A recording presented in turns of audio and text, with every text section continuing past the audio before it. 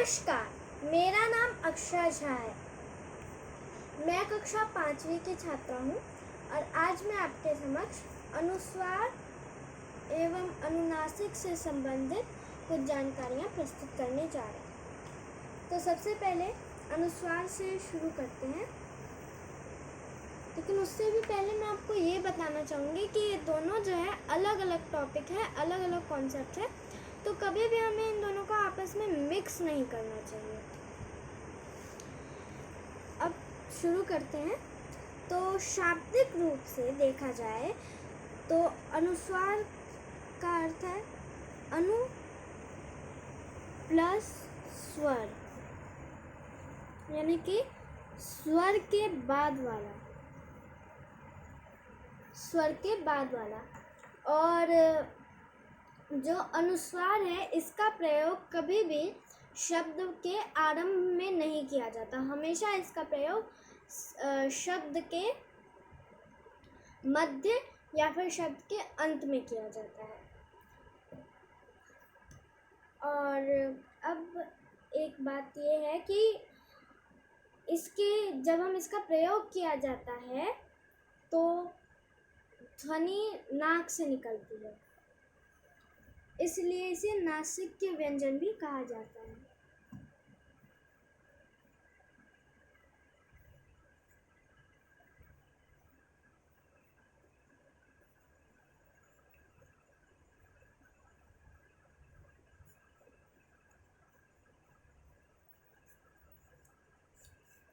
यह अयोगवा होता है, यानी कि ना ही पूर्ण रूप से यह स्वर है और ना ही पूर्ण रूप से यह व्यंजन। अब इसका चिन्ह कुछ इस प्रकार का होता है, यानी कि शिरोरेखा और उसके ऊपर एक बिंदु। तो अब हम इसके प्रयोगों के बारे में जानते हैं। नासिक के व्यंजन जितने भी होते हैं, यानी कि कबर का अंग, चवर कर्ण, टवर कर्ण, तवर का न और पवर का म, ये जितने भी नासिक के व्यंजन हैं, ये जब किसी भी शब्द में स्वर रहित यानी कि हलंत रूप में प्रयोग होते हैं, प्रयोग किया जाता है इनका, तो वहाँ पर अनुस्वार का प्रयोग किया जाता है। अब जैसे देखिए, ये यहाँ पर हमने आधा अंग यानी कि हलंत रूप में अंग का प्रयोग किया है इसमें, तो यहाँ पर हम अनुस्वार का प्रयोग करेंगे गंगा। वैसे ही चंचल, यहाँ पर हमने आधा ण्य का प्रयोग किया है, तो चंचल। शंख,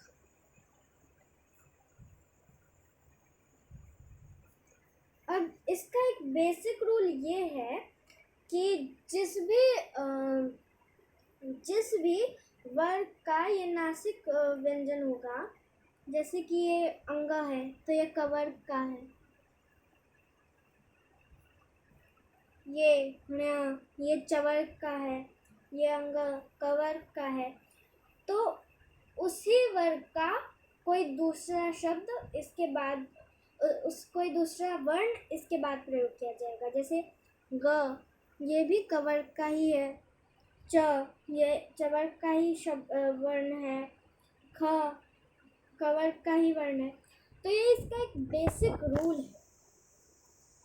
अब इसका दूसरा प्रयोग, यदि अनुस्वार का प्रयोग अंतस्थ व्यंजन यानी कि य, र, ल, व या फिर ऊष्म व्यंजन यानी कि तालव्य श, मूर्धन्य स, दंत स और ह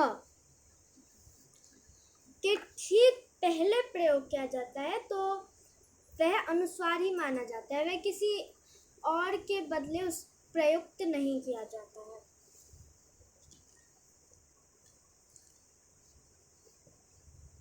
जैसे संयम,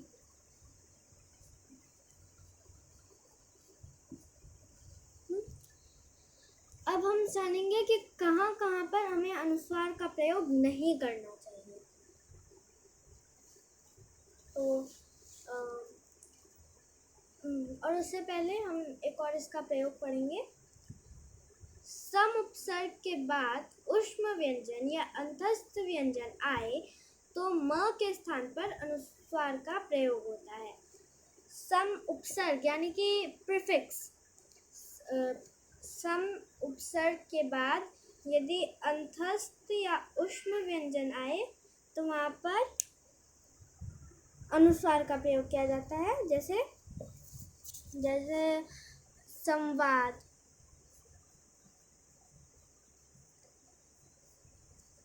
या फिर संसार, इस प्रकार से। तो अब हम पढ़ेंगे कि इसका प्रयोग कहाँ कहाँ पर नहीं करना चाहिए। सबसे पहले, जब भिन्न भिन्न नासिक के व्यंजन एक साथ प्रयुक्त होते हैं वहाँ अनुस्वार का प्रयोग नहीं होता। जैसे ये जन्म है, यहाँ पर दो नासिक के व्यंजनों का प्रयोग किया गया है, एक न और एक म। न को स्वर रहित प्रयोग किया गया है और म को स्वर सहित प्रयोग किया गया है। तो यहाँ पर हम इसे इस प्रकार से नहीं लिख सकते, ये गलत है। उसी प्रकार से यहाँ पर उम्मीद, यहाँ पर भी दो दो नासिक के व्यंजन संयुक्त हैं, दोनों म ही हैं, एक स्वर रहित है एक स्वर सहित है। तो यहाँ पर भी हम अनुस्वार का प्रयोग नहीं करते, हम ऐसे नहीं कर सकते।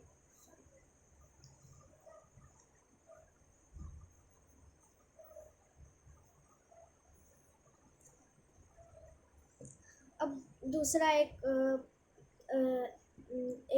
ऐसा कॉन्सेप्ट जहाँ पर अनुस्वार का प्रयोग नहीं होना चाहिए। यदि पंचम वर्ण यानी कि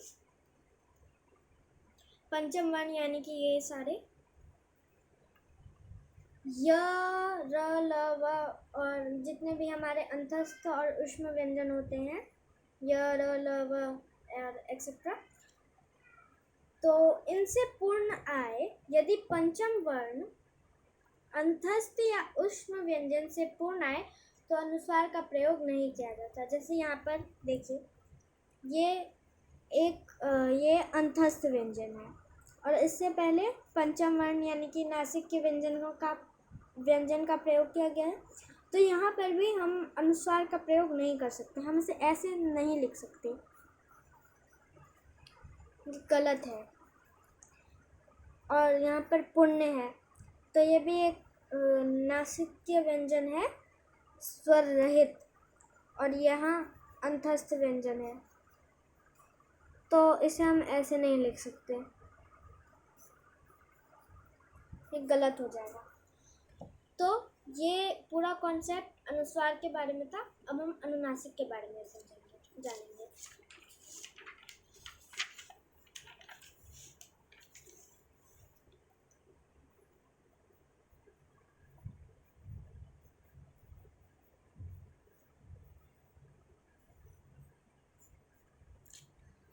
तो दोस्तों, सबसे पहले मैं आपको ये बताना चाहूँगी कि जो अनुनासिक होते हैं, जब हम इनका प्रयोग करते हैं तो ध्वनि नाक और मुंह से निकलती है।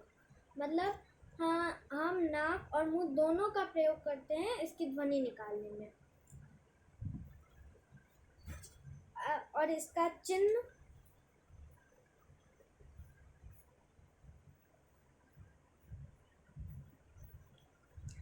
ये चंद्र बिंदु होता है, यानी कि शिरोरेखा के ऊपर एक चंद्र बिंदु डाला जाता है।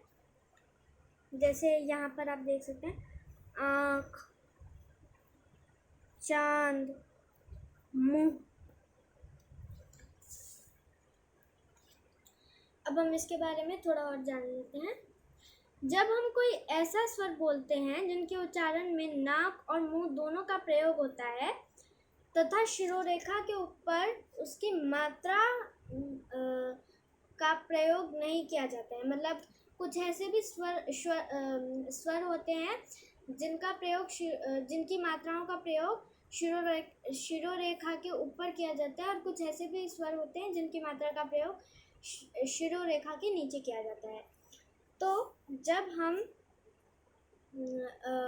ऐसे स्वरों को बोलते हैं, नाक और मुंह की मदद से ऐसे स्वरों की ध्वनि निकालते हैं जिनका प्रयोग जिनकी मात्राओं का प्रयोग शिरोरेखा के ऊपर ना हो, जैसे कुछ इस प्रकार का ना हो, तो उसमें हम चंद्र बिंदु का प्रयोग करते हैं इस प्रकार से। जैसे अभी आँख, चांद, मुंह, यही। और अब शिरोरेखा के